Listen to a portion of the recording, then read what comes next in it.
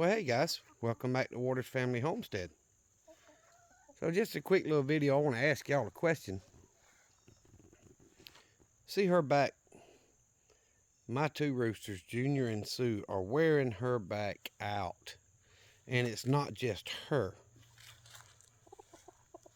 Well, she's the one that's closest to me. But there's a couple Wyandottes inside. The one in the middle pen's back is raw. There's one or two more in that first pen that the back is raw. This one here's got a small raw spot on the back. That blue Orpington's got a small raw spot, which you can just barely see. And a couple of the other blue Orpingtons are the same way.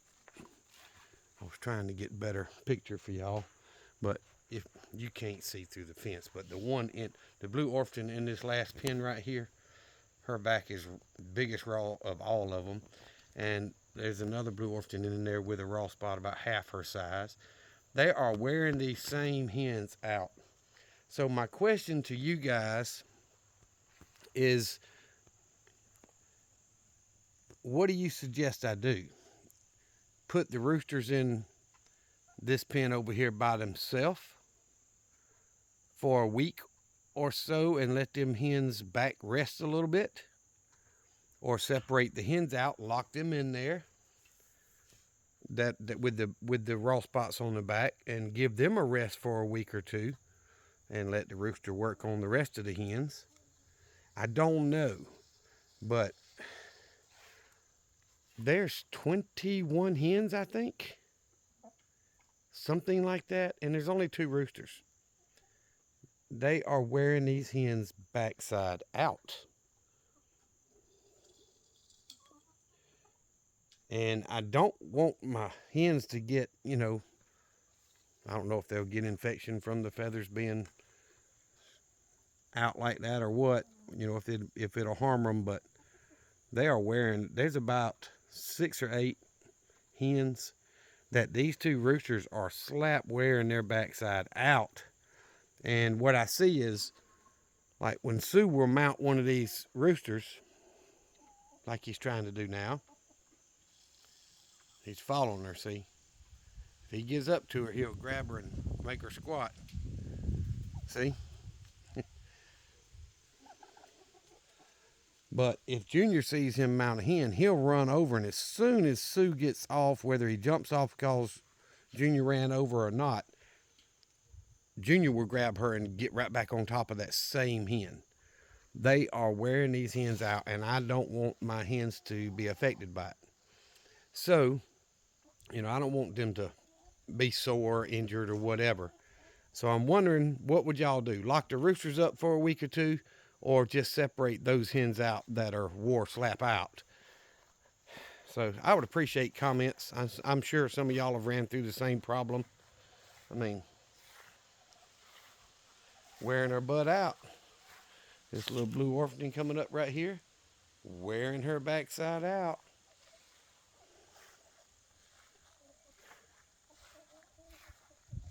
Two of those Wyandottes out there's got raw spots.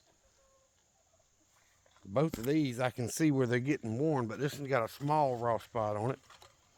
But either way, if y'all would comment or send me a message or something, let me know what you suggest I do. I would appreciate it. I'm thinking of just catching those hens tonight and put them in that last pen. Maybe even throw the fence up so they can still come out and scratch and all, but they won't have a rooster with them. Give them a break. But I want to show y'all something I did. I've been getting eggs, and I knew all these teenagers are old enough to lay, but I pretty much get one small size dark brown egg every day. And no matter what I do, I've been laying concrete blocks back here. They keep laying in this back corner. So I was trying to stop it. Well, doggone it, whichever hen's doing it, lays the egg on top of the blocks. But I was looking, and I saw another egg under the edge of the nesting box. So I got down on my hands and knees and looked up under there. There was 6 more dark brown eggs up under there. So that tells me I'm getting at least one of them every day. So that tells me there's at least one other hen getting up under that nesting box laying. So what I did was I got my drill out and I lowered that nesting box about 2.5, 3 inches closer to the ground so that they can't fit under there to lay. And then I kicked a bunch of the, the dirt and the debris and stuff up under there. So there's no way a hen can get up under it anymore. And that's what I was trying to do, prevent them from laying up under the nesting box. I want them laying in it if possible. But either way, ended up with 15 eggs today because I had 6 up under there. So they've been sneaky, laying eggs where I couldn't see them. And I called myself looking, but I sure had to get down on my hands and knees today and get them out from under there. And they can't get under that first one. And this one over here, it doesn't stick out far enough for them to really be under, although they can easily walk under it. So, anywho, I just thought I'd ask y'all for your input on what to do about the hens being wore out. And, see, look at this hen here. This poor blue Orpington, she is wore slap out. This tearing her feathers right off her back. She is wore out. I'm thinking of locking all of them in here tonight after they go to bed. Get them and lock them all inside this pen and put this fence up. And let them use this roost for the next week or two without a rooster to give them a break. Y'all tell me if that's a good idea or not. If it ain't nothing to worry about, I won't worry about it. But boy, I ain't got 2 roosters to 20-something hens. They're doing their job, or at least they're trying to. But I'm gonna get off here. I just want to do a quick video and show y'all they are really enjoying this extra large run that they've got around these fruit trees. And I sit on the swing over there or over here, stand around the tractor area, whatever, and watch them when they're running out here.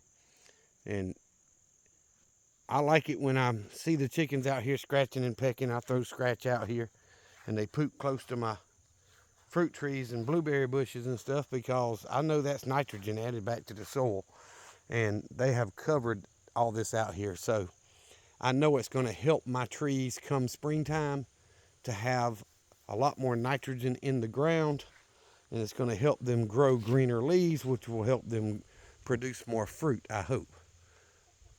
So I'm probably going to have to prune them again the way it's looking. But either way, I appreciate y'all watching the videos and hitting subscribe, hitting the thumbs up button. That really means a lot, and I sincerely appreciate it. I need y'all to know one thing: Jesus Christ loves you, and so do I. Y'all be safe, be prepared.